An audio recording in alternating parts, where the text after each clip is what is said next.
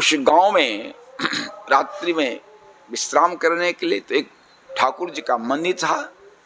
वहां इनके ही ग्रंथ जय जय लीला नाम की इनका ग्रंथ है, बाबा श्री माधवदास जी महाराज का। तो जय जय लीला ग्रंथ के अनुसार लीला हो रही थी। वो जो मंदिर था वो मंदिर की ओर से ठाकुर जी की ये लीला उसी ग्रंथ के आधार हो। इनके मन विभाग से देखें कैसे लोग रसिक लोग भक्त लोग हमारे ग्रंथ का आस्वादन करते हैं। तो उस स्थान में जाकर के और कहे कि हम 4 दिन रहेंगे। ठीक है, रही स्थान है, साधु को तो कहीं जवाब नहीं, रहने लगे। अब देखिए, लीला सुन वे को हरियाणे गांव रहे जाए और गोबर हूं पात। नियम है जिस स्थान में रहे कुछ सेवा उसकी करनी चाहिए। कहते 3 दिन अतिथि मानकर उनको कुछ नहीं कहा जाता है। 3 दिन के बाद अगर रहना है तो कुछ सेवा ली। इस सेवा के लिए गोबर को पात करके और कंडा बनाने का और यही करने लगे वहां। संत के लिए लिखा है रामायण में, सब ही मान प्रद आप अमानी, भरत प्राण सम ममते प्राणी। संत के हृदय में बिल्कुल भी थोड़ा सा भी अपना मान प्रतिष्ठा की चाह नहीं होती। एक संत हैं सरकार श्री दादू दयाल जी, बड़े विशिष्ट महापुरुष हुए। तो संतो एक दरोगा जी थे, दरोगा उस समय के दरोगा, जिसका आज करके एसपी भी उसके तुलना में नहीं आ सकते हैं। तो उन्होंने इनका जस सुना से दादू दयाल जी को, सोचा कि चले इनको गुरु बना लें। तो पुलिस वाले हैं, पुलिस के वर्दी में घोड़ा पर, पहले तो घोड़े की सवारी थी, हम लोगों ने देखा है बच्चों ने, पुलिस वाले को घोड़े की सवारी थी। तो चल रहे थे, आ रहे थे इनके आश्रम की ओर। रास्ते में उन्होंने देखा कि एक व्यक्ति बिल्कुल ग्रामीण गमार के रूप में है और रास्ता का घास को साफ कर रहा है। तो उन्होंने पूछा, है दादू दयाल जी का आश्रम किधर है, वो कहाँ मिलेंगे? तो दादू वो नहीं बोला कुछ। अरे पूछते ही बार बार कहाँ वो, उनका आश्रम यहाँ से कितना दूर है, फिर भी नहीं बोले। तो घोड़ा पर थे ही, पुलिस वाली वर्दी थी, लगा दिया चाहुक। पूछते हैं, बोलता नहीं है, गूंगा है क्या? ठीक है, चुप, कुछ बोले नहीं, आगे चलेंगे। आगे जाने पर किसी से पूछा कि दादू दयाल जी कहाँ मिलेंगे? बोला, अरे वो तो रास्ते में कहीं घास साफ करते होंगे रास्ते को, हैं? तभी लौटा और लौट करके उनके चरण पर गिर गया, रोने लगा। सरकार, हम तो आपको गुरु बनाने चले थे, ऐसा अपराध हमसे हो। उन्होंने कहा, कोई बात नहीं भैया, लोग 2 पैसे का हरिया लेता है तो ठोक ठाक के देखता है, तुम तो भरा गुरु बनाने चले, तुमने ठोक ठाक दिया, इसमें कौन सी बड़ी बात हो गई? इतने अमानी थे, इतने अमानी थे। बाबा श्री गणेश दास जी महाराज एक बार, महापुरुष कैसे थे वो तो कहने की आवश्यकता सरकार नहीं है, कितने बड़े विद्वान थे। भक्तमाल का भाष्य किया उन्होंने, 4 खंड में पूरे भक्तमाल का भाष्य करता है। और ऐसे महापुरुष कैसे रहते थे आप तो दर्शन किए होंगे। माने कोई उनको देख के समझ नहीं सकता, इतने बड़े संत हैं, इतने बड़े विद्वान हैं। तो एक भक्तमाल की जो सरकार ये 4 खंड टीका है, उसकी ही भूमिका में बता रहे हैं। श्री राजेंद्र दास जी ने लिखा है इस बात को, जो ये उस समय गोवर्धन मंदिर में रहते थे, गोवर्धन में श्री लक्ष्मण मंदिर में। तो वृंदावन में श्री अनंत संपन्न श्री भक्तमाली बाबा, पंडित श्री जगन्नाथ प्रसाद जी महाराज और बाबा श्री दास जी महाराज, ये महापुरुषों की एक बैठक हुई जो भक्तमाल की टीका लिखी जाए। तो कौन लिख, कैसे होगा? तो कहा कि बाबा गणेश दास जी को गोवर्धन से बुलाइए। इनको बुलाया गया, आप अमुक दिन कृपा करिए। ये आए तब तक भंडारा हो रहा था,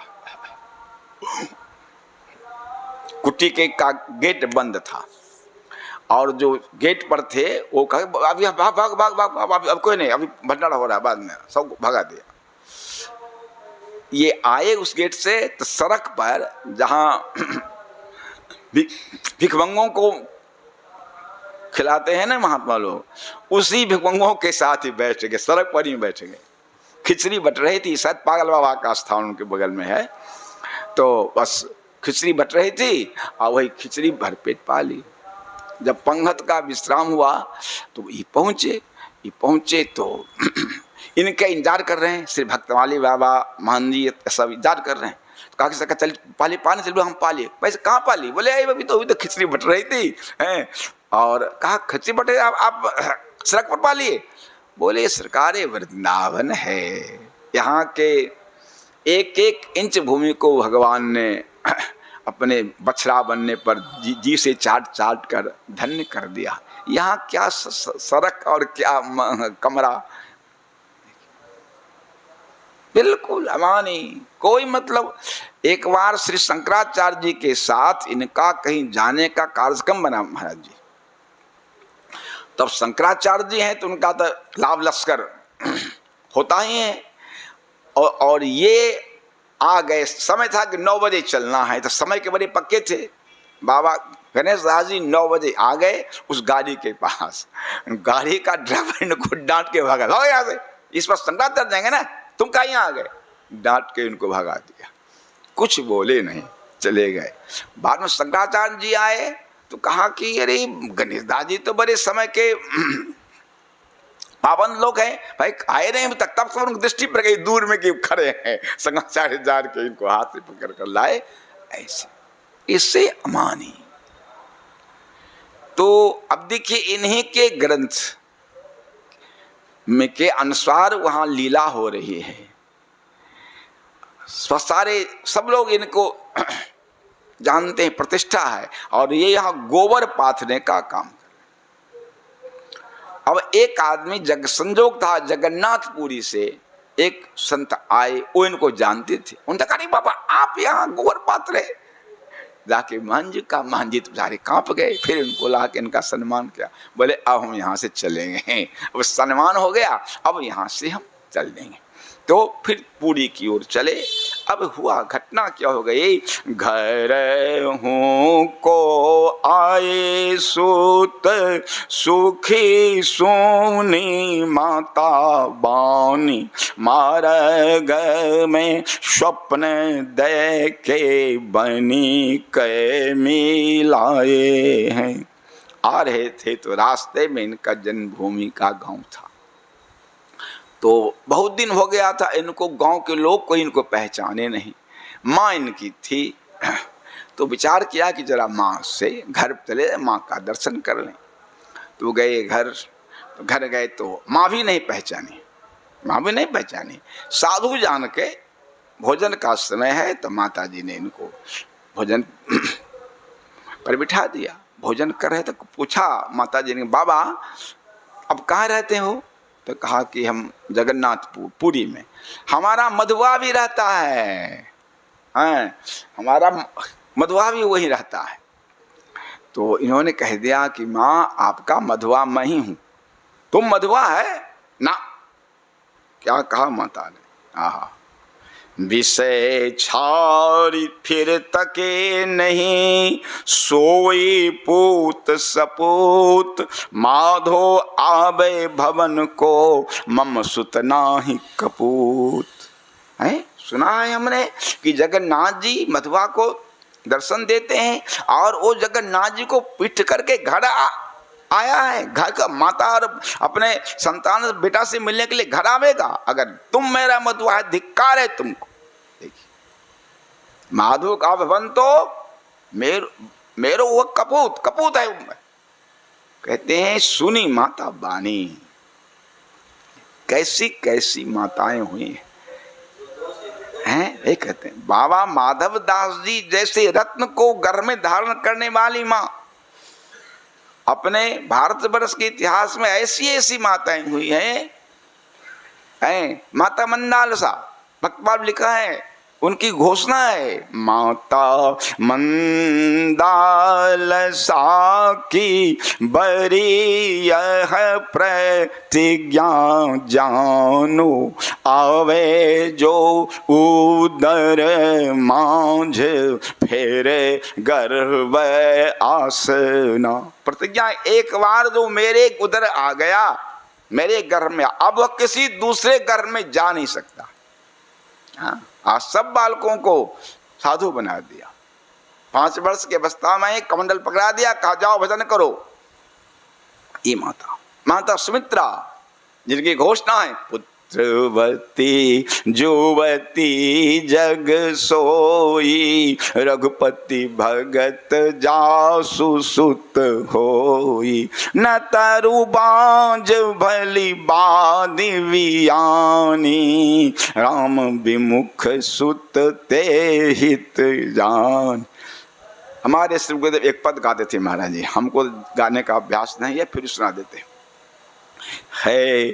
कितना गौरवशाली पद इस जग में भारत नारी का है, कितना गौरवशाली पद इस जग में भारत नारी का। संकल्प यदि वह कर ले तो सूर्योदय भी रुक जाता है, जग पालक भी बालक बनकर जिनकी गोदी में आता है, कोढ़ी भी जिनकी कृपा दृष्टि से कंचन काया पाता है, पावक भी जिनके सावक हित शीतल हुए हृदय जुराता है, 10 सहस्त्र गजवल भी अंतन पाता जिनकी सारी का है, कितना गौरवशाली पद इस जग में भारत नारी का। संकल्प यदि वह कर ले तो सूर्योदय भी रुक जाता है। एक पतिव्रता स्त्री के पति को श्राप हो गया कि सूर्योदय होते होते इसका प्राण हो जाए, उसने कहा सूर्योदय होने नहीं देंगे, हाहाकार मच गया। अब तब अत्रि जी की पत्नी माता अनुसुईया आई हैं, कहा कि देखो सृष्टि में चारों तरफ अंधकार है, उपाय हम कर देते हैं, सूर्योदय होने दो, सूर्योदय होगा तुम्हारे पति मरेंगे, क्योंकि वरदान है, महात्मा का श्राप है, और तुरंत में तुम्हारे पति को 1000 वर्ष की आयु दे करके पुनः उसको जीवित कर दूं। और वही हुआ। तो संकल्प यदि वह कर ले तो सूर्योदय भी रुक जाता है, और जग पालक भी बालक बनकर, माता अनुसुईया के गोद में ब्रह्मा विष्णु बालक बने हैं ना, ब्रह्मा जी के अंश से चंद्रमा, भगवान विष्णु के अंश से श्री दत्त भगवान, और शंकर जी के अंश से श्री दुर्वासा जी। वही कहते हैं कि जग पालक भी बालक बनकर जिनकी गोदी में आता है, पावक भी जिनके सावक हित शीतल है हृदय जुराता।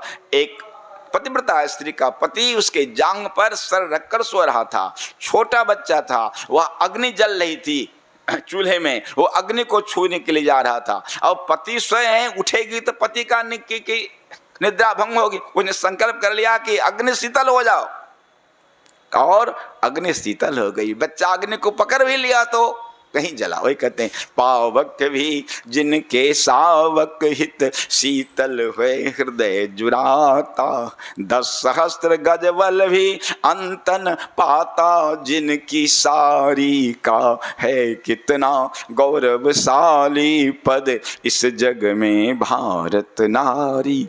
रन में वन में सुख में दुख में छाया पति की बन जाती है, अपने कोमल अंगुली को रथ चक्र के कील बनाती है, काली सी मतवाली बनकर अति अरिदल का रक्त बहाती है।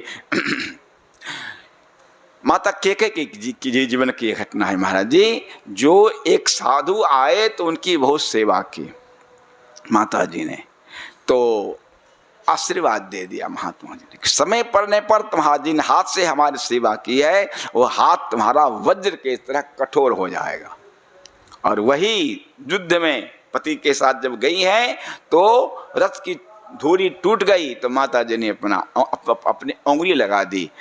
चक्रवर्ती जी को जब बाद में पता लगा, अरे इतना बड़ा काम हमारे जीवन की रक्षा तो ने की। उसी समय 2 वरदान जो उसमें सरकार एक बात है, मानस की एक चौपाई है। बहुत लोग तो कहने लगे कि ये स्त्री है, स्त्री के बात में, लेकिन एक चौपाई है, धर्म के जो विचार करने वाले थे, नृपहि दोष नहीं दही, 3 महजे धर्म परमिति पहचाने, नृपहि दोष नहीं देहि सयाने। धर्म को के जानने वालों ने चक्रवर्ती जी को दोष नहीं दिया। क्यों? शास्त्र में सरकार लिखा है कि सैन्य कक्ष में स्त्री को प्रसन्न करने के लिए आपने कुछ कह दिया, बात दे दी उसको यदि आप नहीं भी मानते हैं तो आपको कोई दोष नहीं लगेगा। लेकिन ये सैन्य कक्ष का दिया हुआ वरदान नहीं है। 3 मह ये युद्ध में प्राण रक्षा हुई उसके बदले में दिया वरदान है, इसीलिए ये पालन करना अवश्यमेव था। धर्म की बात थी, नहीं पालन करने से धर्म भंग हो जाता ना। इसीलिए राम जी को बल जाना भी, चक्रवर्ती जी के मना करने पर भी राम जी बन गए, इसलिए कि धर्म है। तो माता के वही कहते हैं कि रन में वन में दुख में सुख में छाया पति की बन जाती है, अपने कोमल अंगुली को रथ चक्र की कील बनाती है। काली सी मत वाली बनकर अरिदल का रक्त बहाती है, आतताई अन्यायी की पल में दल देती छाती है। स्वीकार करती सहर्ष रण में वह बरछी तीर कटारी का, है कितना गौरवशाली पद इस जग में भारत नारी का। एक से एक माताएं। तो ये जो कहा उन्होंने कि विषयचारी फिर तके नहीं, सोई पूत सपूत माधु आवे भवंतो मम सुत नाही कपूत। माधव जी को चुप रहे। वाह रे वाह, क्या मैं कहा कि निर्णय कर लिया कि अब बिना जगन्नाथ जी का दर्शन किए हुए अन्न जल ग्रहण नहीं करूंगा। चल दिए, 3 दिन हो गए, बाबा ने अन्न ग्रहण ही नहीं किया। इधर सरकार जगन्नाथ जी भक्त भोजन न करे तो भगवान भोजन करेंगे? नहीं करेंगे। लिखा है सरकार, जब प्रहलाद जी को हिरण्यकश्यप ने बंद कर दिया जेल में, कहा उसको भोजन पानी बंद कर दो। उधर वैकुंठ धाम में माता लक्ष्मी स्वर्ण थाल में भगवान के सामने भोजन के लाई, भोजन के थाल को देखकर भगवान के सिरपात होने लगे। माता जी घबरा गई, प्रभु क्या, क्यों रो रहे हैं? कहा भगवान ने रोते, कहा हमारा प्रहलाद भूखा, जब तक प्रहलाद भोजन नहीं मिलेगा लक्ष्मी मैं कैसे भोजन कर लूं। और तब माता लक्ष्मी जी जेल में जाके प्रहलाद जी को भोजन कराए। श्री वल्लभ परंपरा में सरकार एक भक्त भी हैं गुजरात में, श्री दयाराम भाई जी बड़े प्रसिद्ध महापुरुष हैं गुजरात के। उनके जीवन की कथा है। वो श्रीनाथ द्वारा में श्रीनाथ जी से उनका बड़ा लगाव था और बीना के तार को बजा बजा करके वो भजन गाते थे। अपूर्व उनकी जीवनी है। तो एक बार उन्होंने प्रेम में भगवान को जलीकट्टी सुना दी श्रीनाथ जी को। कहा कि आप के भक्त जो होते हैं उनको दुख मिलता है और आपके जो विपरीत हैं उनको सुख मिलता है। बोले कौरवों को कितना सुख मिला और पांडव जंगल जंगल भटकते ही रहे। आपका स्वभाव में ऐसा कुछ जलीकट्टी सुना दी भगवान को। तो भोग का थाल आया, मुखिया जी ने भोग का थाल रखा तो भगवान का आज हम नहीं पाएंगे। बोले क्यों? बोले दयाराम भाई हमको बड़ी जलीकट्टी सुनाए हैं, इनको मंदिर से बाहर करो तब ही हम भोजन करें। अब भगवान कह रहे हैं बाहर करो, तो मुखिया जी क्या करते, कहा ऐसे ऐसे भगवान की आज्ञा है, आप निकल जाइए। ठीक है, निकल गए। निकल के और कुछ दूर पर एक नदी थी, उस किनारे जाके रोने लगे, कीर्तन करने लगे। और क्या करें बेचारे, 3 दिन हो गए, 3 रात हो गई, वो नदी किनारे बैठे रो रहे हैं, कीर्तन कर रहे हैं। चौथे दिन जब भोग लगा, ठाकुर जी को भोग का थाल आया, तो ठाकुर जी ने कहा, भोग नहीं स्वीकार किया। तो कहा मुखिया जी ने, जय जय प्रभु भोग, हाँ मुखिया जी मैं 3 दिन से भूखा हूँ। सरकार 3 दिन से? क्यों? बोले मेरा भक्त दयाराम भाई भूखा है। भक्त भूखा हो तो मैं भोजन कैसे कर सकता? तो मुखिया जी ने कहा, सरकार आपका भी गजब बात है, लीला है। आप ही ने कहा कि निकाल दो उसको, आपके कहने से निकाल दिया गया, और आप कह दे 3 दिन से मैंने भोजन नहीं किया। तो भगवान ने कहा, मैं तो बालक हूं ना, देखिए मैं बालक हूं। वहां तो बालक की उपासना है ना, बल्लभ कुल में। मेरी बात को आपने क्यों सही मान लिया? जाइए उनको बोला, वो पहले आवे मंदिर में पावेंगे तब मैं पाऊंगा। दयाराम भाई को कहने बहुत रोए, मेरे कारण भगवान 3 दिन से भूखे हैं, 3 दिन से भूखे हैं। रोते रोते आए, कहा कि मुखिया ने जब तक आप नहीं पाएंगे तब तक ठाकुर जी नहीं पाएंगे। थोड़ा सा दूध ले लिया उन्होंने, तब ठाकुर जी पाए। तो माधव दास जी 3 दिन से जल छोड़े हैं, तब जगन्नाथ जी भी उन्होंने महाजन भक्ति कथा जो कल हुई थी, जिसको कहे थे बाबा कि आके वापसी मिलेंगे, उसको जगन्नाथ जी ने स्वप्न दिया कि माधव दास जी 3 दिन से नहीं, उनको मेरी कसम दिला करके, मेरी आज्ञा सुना करके पहले उनको भोजन कराओ।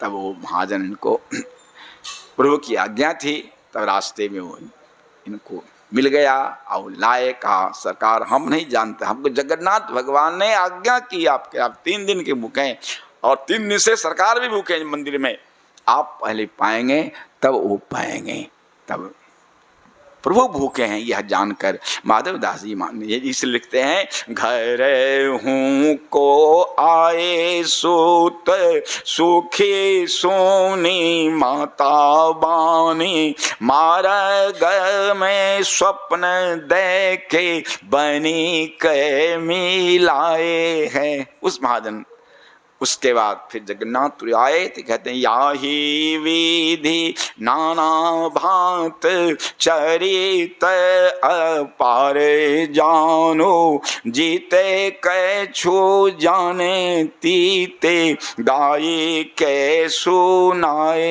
हैं। टीकाकार कह रहे श्री प्यादास जी महाराज, इस तरह श्री बाबा माधव दास जी के अनेक चरित्र, दिव्य चरित्र हैं। मैं जो कुछ जानता था वो मैंने गा करके आप भक्तों को सुना दिया। कथा ये महाराज जी, एक दिन जगन्नाथ जी का मन कुछ उदास था, तो बाबा गए दर्शन करने श्री माधव दास जी। तो कहा, जय जय, चेहरे पर उदासी दिख रही है। हाँ माधव दास जी, सीजन बीत रहा है, कटहल खाने को नहीं मिला हमको। सो राजा के बाग में खूब कटहल फला है, पके भी हैं, तो आप मदद करें तो कटहल हमको खाने को मिलेगा। बोले इसमें क्या बात है, लेकिन सरकार में तो बूढ़ा हो गया, अब हमसे तो पेड़ पर चढ़ना होगा नहीं। तो श्री बलराम जी ने कहा, हम हेल्प कर देंगे आपको, चलिए ना। रात में श्री कृष्ण बलराम और माधव दास जी राजा के बगीचा में पहुंच गए कटहल तोड़ने के लिए। ये बोले, जो हमसे चढ़ाने हम हेल्प कर देंगे। बलराम जी उनको ठेल ठाल के चढ़ा दिए, ऊपर से कटहल उन्होंने तोड़ के गिराया, पका पका कटहल था। दोनों भाई खूब पाए, लेकिन कटहल गिरने का धमाधम आवाज़ हुई, उससे जो पहरेदार थे वो जग गए, दौड़े। तो ये दोनों भाई तो रफू चक्कर, बूढ़े बाबा पकड़ा गए, बड़ी पिटाई कर दी। कहा फिर इसको बंद करो, बंद कर दिया। वो पहचाना नहीं बेचारा, अंधेरा था नहीं। प्रातः काल जब हुआ, जब देख, अरे ये तो माधव दास जी हैं, तब तो बहुत घबराया हो, लेकिन अब उपाय नहीं था, राजा के पास लाए। क्या बात है? बोले ऐसे रात में कटहल चोरी करते हुए। बोले सरकार आप कटहल, तो घटना बता दी कि जगन्नाथ जी के साथ थी ऐसे। अब वो जो माली था, जो वो तो कांप रहा था डर से ना, कि हमको पता नहीं इन्होंने कहा राजा से कि राजा जी इसको पहले 12 बीघा खेत इसको दीजिए।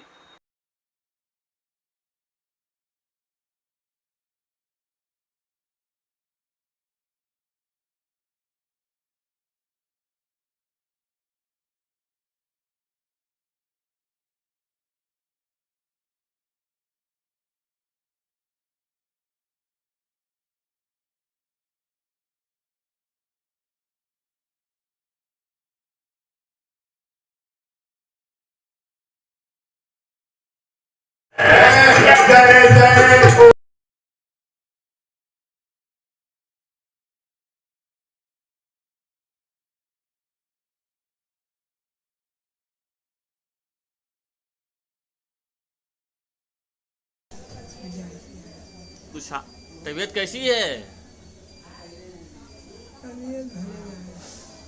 पहले से कुछ आराम है जब से आए हैं? कुछ आराम है? थोड़ा सा आराम है।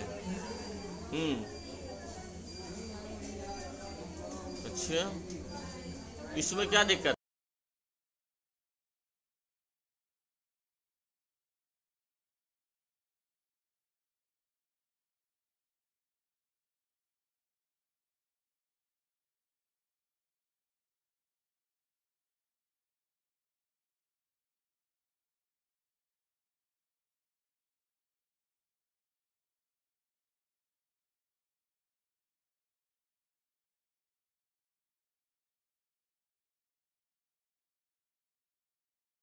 आपके पास पानी है? थोड़ा पानी दो सर।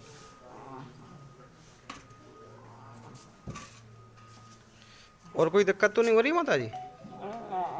हाँ ठीक है, आराम से लेटे रहो।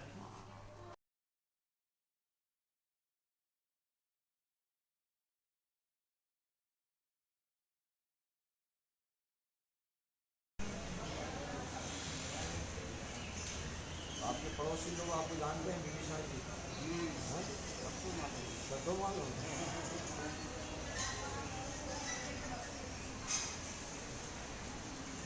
अभी एक खाएंगे कि दो?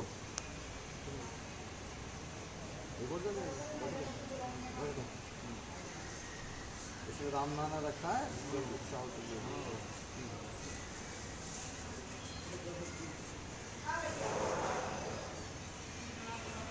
नहीं रखे देते हैं। और खीर खाएंगे? ठीक है। दीक्षित जी आपके पास रहते हैं, वो कहाँ है?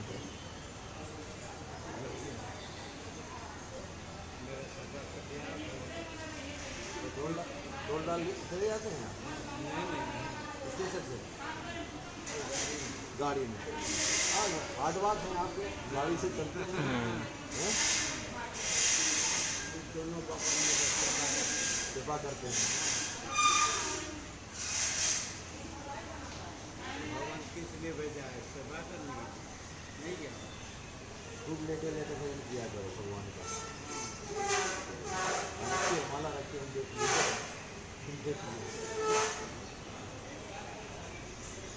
जल्दी ठीक हो जाइए, दौड़ने लगिए। तरफ लंका नहीं।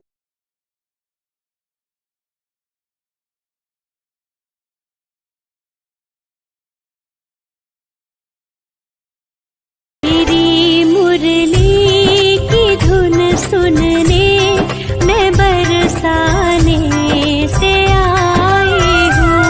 तेरी मुरली की धुन सुनने मैं बरसाने से आई हूँ। मैं बरसाने से आई हूँ। मैं वृषभानु की जाई हूँ।